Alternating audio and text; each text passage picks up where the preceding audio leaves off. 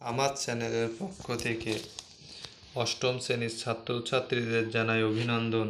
আজ আমি আলোচনা করব অষ্টম শ্রেণীর ভূগোলের তৃতীয় অধ্যায় শিলা। ভালো রেজাল্ট করতে হলে ছাত্রছাত্রীদের জানাচ্ছি অবশ্যই পাঠ্য বই খুঁটিয়ে পড়তে হবে।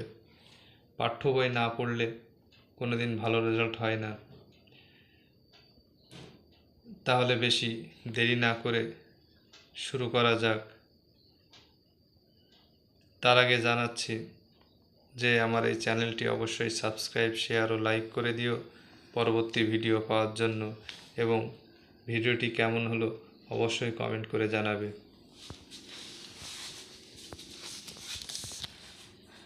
প্রথম প্রশ্ন, শিলা কি? পৃথিবী যে শক্ত আবরণে ঢাকা তা হলো শিলা। পরের প্রশ্ন, প্রকৃতিতে বিভিন্ন রকমের শিলা দেখতে পাওয়া যায়। এদের সৃষ্টি আর বৈশিষ্ট্যের উপর ভিত্তি করে শিলাকে তিনটি শ্রেণীতে ভাগ করা যায়: আগ্নেয় শিলা, পাললিক শিলা, রূপান্তরিত শিলা। পরের পেজ নাম্বার 20। আগ্নেয় শিলা কাকে বলে পড়তে হবে। দাগিয়ে দিয়েছি আগ্নেয় শিলা কাকে বলে। পৃথিবী সৃষ্টির সময় উত্তপ্ত ও তরল অবস্থা থেকে ধীরে ধীরে তাপ বিকিরণ করে ভূত্বকের মধ্য ও ওপরে প্রথমে যে কঠিন শিলার সৃষ্টি হয় সেটি হলো আগ্নেয় শিলা। আগ্নেয় শিলা কয় রকমের? দুই রকম। আগ্নেয় শিলা, পৃথিবীতে প্রথম সৃষ্টি হওয়া এই শিলার আরেক নাম প্রাথমিক শিলা। আগ্নেয় শিলার আরেকটি নাম এটা পড়তে হবে, প্রাথমিক শিলা।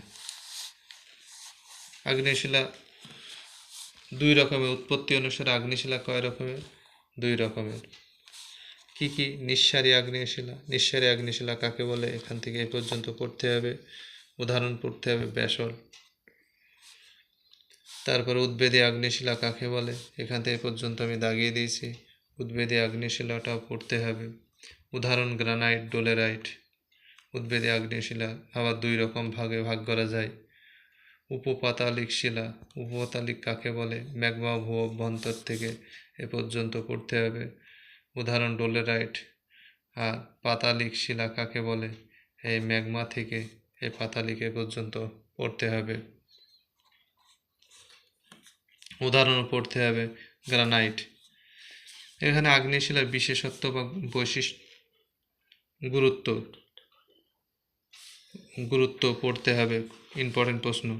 যেমন এই শিলা শক্ত ও ভারী, ঘনত্ব খুব বেশি, কেলাসের মতো গঠন দেখা যায়।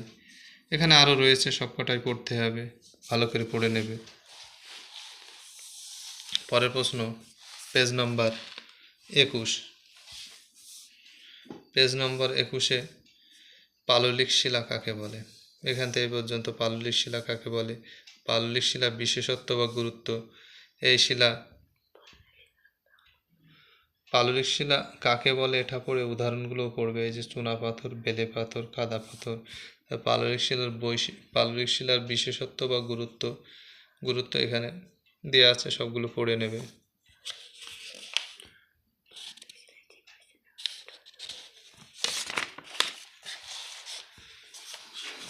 এখানে শর্ট প্রশ্ন আসে, কোন শিলায় জীবাশ্ম দেখা যায়? এটা পাললিক শিলায় আসে। পরের পেজ নাম্বার 22, খুব ইম্পর্টেন্ট প্রশ্ন, 99% ইম্পর্টেন্ট। জীবাশ্ম কি টিকা আসে? কোন শিলায় জীবাশ্ম দেখা যায়? পাললিক শিলা। প্লাস জীবাশ্ম কি, এটা টিকায় আসে। স্তরে স্তরে জমাট বেঁধে পাললিক শিলা সৃষ্টির সময় কখনো কখনো সামুদ্রিক উদ্ভিদ বা প্রাণীর তার ছাপ মধ্যে চাপা পড়ে যায়।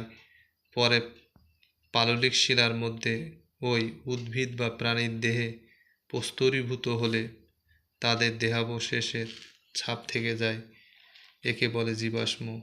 খুব ইম্পর্টেন্ট প্রশ্ন। অশ্ম কথার অর্থ হলো পাথর। পলির উৎপত্তি অনুসারে পাললিক শিলা দুই রকমের। সংঘাত শিলা পড়তে হবে, কাকে বলে? উদাহরণ। অসংঘাত শিলা কাকে বলে? উদাহরণ। পরের পেজ নাম্বার 23।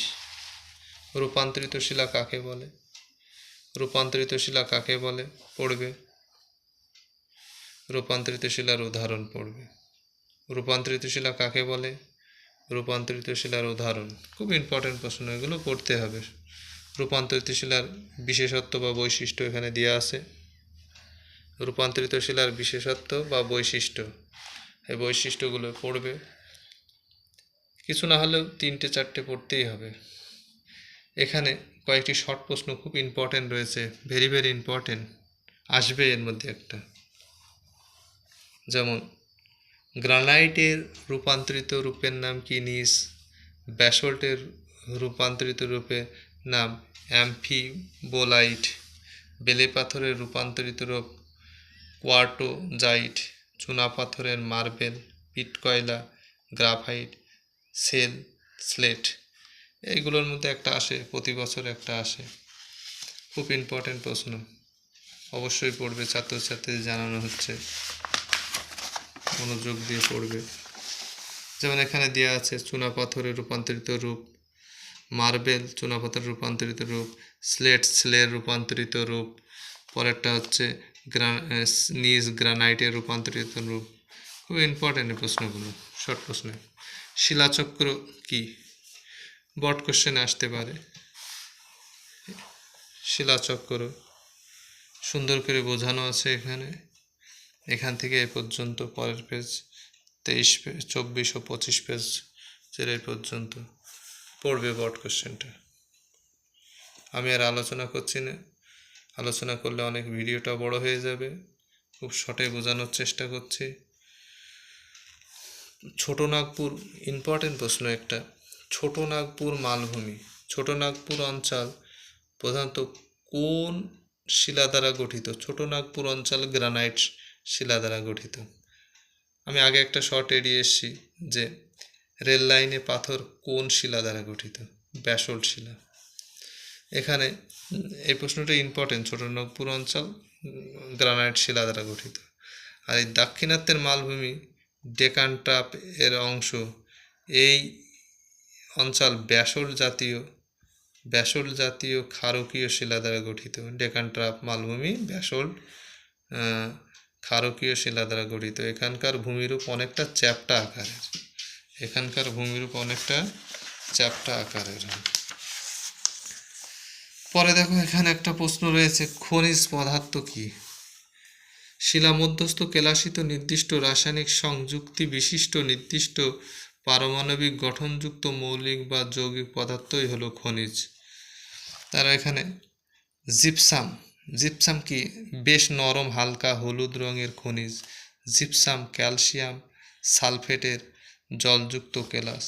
সিমেন্ট শিল্পে ও সাত তৈরি নির্মাণ কার্যে জিপসাম ব্যবহৃত হয়। পরের পেজ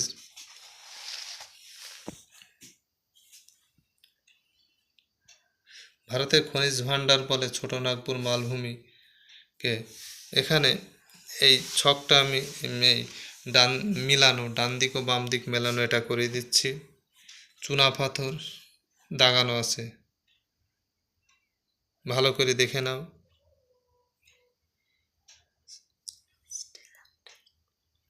স্ট্যালাকটাইট। পরেরটা বেলে পাথর, ভালো করে দেখো। পাললিক শিলা, গ্রানাইট গোলাকার ভূমিরূপ, প্রচণ্ড চাপ শিলার রূপান্তরের একটি কারণ।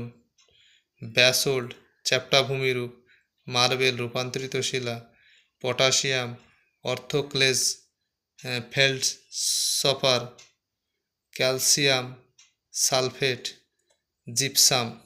এটা ভালো করে পড়ে নেবে। অষ্টম শ্রেণীর সকল ছাত্রছাত্রীদের জানাচ্ছি, ভিডিওটি ভালো লাগলে অবশ্যই কমেন্ট করে জানাবে এবং পরবর্তী ভিডিও পাওয়ার জন্য সাবস্ক্রাইব করবে। এই বলে আমার ভিডিওটি এখানেই শেষ করলাম।